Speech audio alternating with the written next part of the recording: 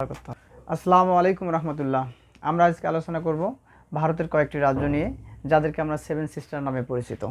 তো আমরা জানি যে আমাদের বাংলাদেশের পাশেই মূলত এই 7টি রাজ্য, যেগুলোকে আমরা মূলত সেভেন সিস্টার বলে থাকি।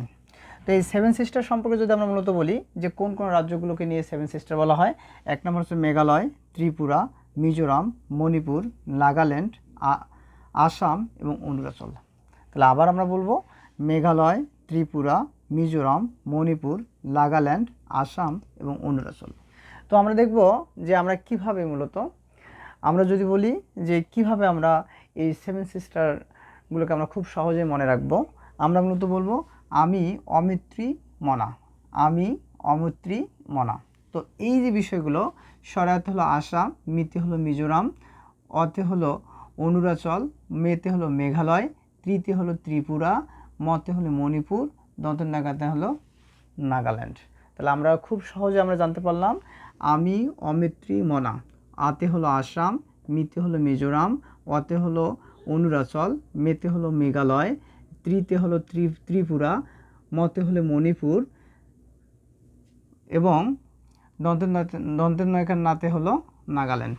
তো আমরা একটু এই সেভেন সিস্টার রাজ্যের রাজধানীগুলো নিয়ে আমরা কথা বলবো। তোমরা নিশ্চয়ই জানো রাজ্যগুলো অরুণাচল এর রাজধানী হলো ইটানগর, মিজোরামের আইজল, ত্রিপুরার আগরতলা, নাগাল্যান্ডের কোহিমা এবং মেঘালয়ের শিলং, আসামে হলো দিওপুর এবং মণিপুরে হলো ইম্ফল। তো আমরা আবারও বলবো যে আমাদের এই সেভেন সিস্টার রাজ্যের রাজধানীগুলো নিয়ে আমরা কথা বলবো। আমরা কথা বলবো কি নিয়ে? রাজধানী নিয়ে।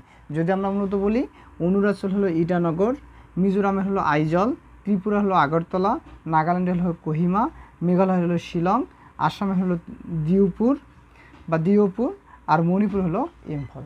তো আমরা জানলাম যে ভারতের যে 7টি রাজ্যকে সেভেন সিস্টার বলে, এই সেভেন সিস্টার সম্পর্কে আমরা জানলাম এবং সেভেন সিস্টার অবস্থান সম্পর্কে জানলাম। সবাই সুস্থ থাকবেন, ভালো থাকবেন। ইনশাল্লাহ পরের ক্লাসে অন্য একটা বিষয় নিয়ে কথা বলবো। তো সবাই সুস্থ থাকবেন, ভালো থাকবেন। আল্লাহ হাফিজ। আসসালামু আলাইকুম।